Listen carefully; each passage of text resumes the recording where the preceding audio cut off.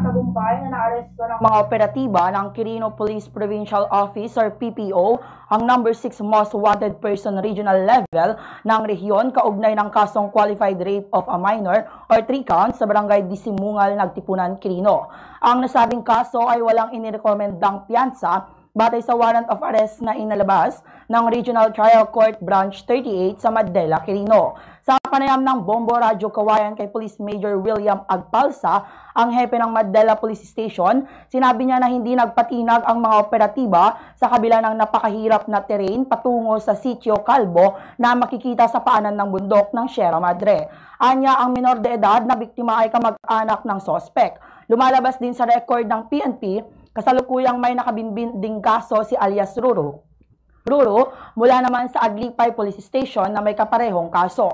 Samantala, maliban sa number 6 most wanted person, ay nasa kote din ng Madela Police Station ang isang drug personality sa barangay Dimabato Norte, Madela, Quirino. Nakumpiska sa pag-iingat ng suspect na si alias Bitoy ang 12 piraso ng shabu na may timbang na humigit kumulang 1 gramo at nagkakahalaga ng 12,240 pesos.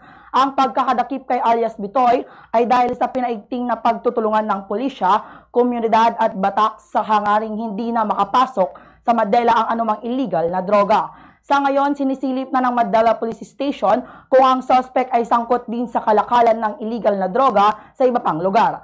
Sa ngayon, may 10 drug personalities nang nadadakip ang Madela Police Station at ito ang pinakamalaking bilang ng droga na kanilang na-recover.